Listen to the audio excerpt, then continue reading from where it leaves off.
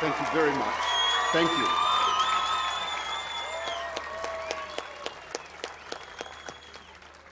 So seldom in my life have I been almost at a loss for words, but this is one of them.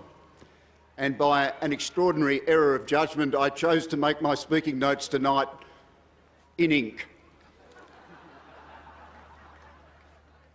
I'd like to start by acknowledging the first people of this great country,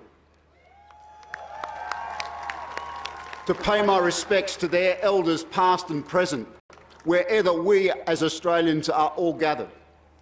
Tomorrow we will celebrate what it means to be Australian, but it will, for some of our Indigenous brothers and sisters, be a day of emotional conflict, and we can celebrate and commemorate but still respect those views.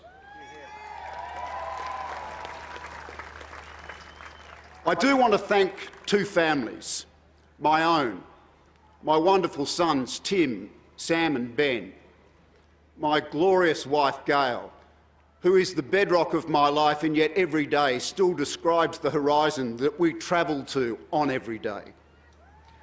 I also want to acknowledge the Army family. During my time as Chief, we formed a contract with the nation. I'm not going to recite it to you tonight, but it finished in one memorable line, and it speaks to me now, after 37 years of service. I am an Australian soldier, always. You are magnificent in your courage and what you give to this country. Now, I'd like to begin by agreeing with the Prime Minister, a wise step perhaps. It is an extraordinary time to be an Australian, but I need to give it qualified agreement. For reasons beyond education or professional qualifications or willingness to contribute or a desire to be a part of our society and our community, too many of our fellow Australians are denied the opportunity to reach their potential. It happens because of their gender, because of the God they believe in, because of their racial heritage, because they're not able-bodied, because of their sexual orientation. And we as a nation, looking forward to the future, realising the extraordinary contributions that we can all make, should be able to give them the chance to reach their potential, because when they do, we all benefit. And that's what true diversity is about, and why I am so passionate about it and so honoured to have been chosen as your Australian of the Year in 2016.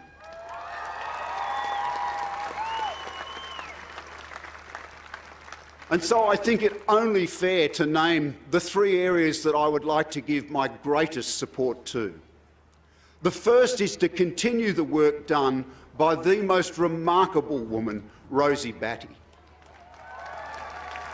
She has set a benchmark for us all, and the scourge of domestic violence, which faces us as one of our great social issues, won't be solved in a year, maybe in 50 or 100 years, but it is up to us in our lifetimes to do something about it. And I look forward to contributing to her great work.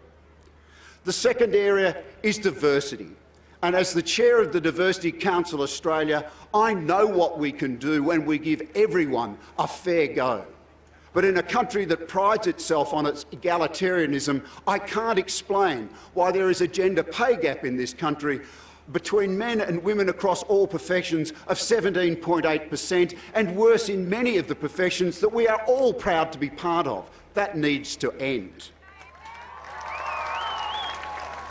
And finally, and with great respect to those who don't share my views, and recognising our proud history of European settlement in this country and beyond, over 200 years and more, I will lend my voice to the Republican movement in this country. It is time, I think, to at least revisit the question so that we can stand both free and fully independent amongst the community of nations. Thank you for placing so much trust in me. I look forward to being your Australian of the Year in 2016. God bless everybody.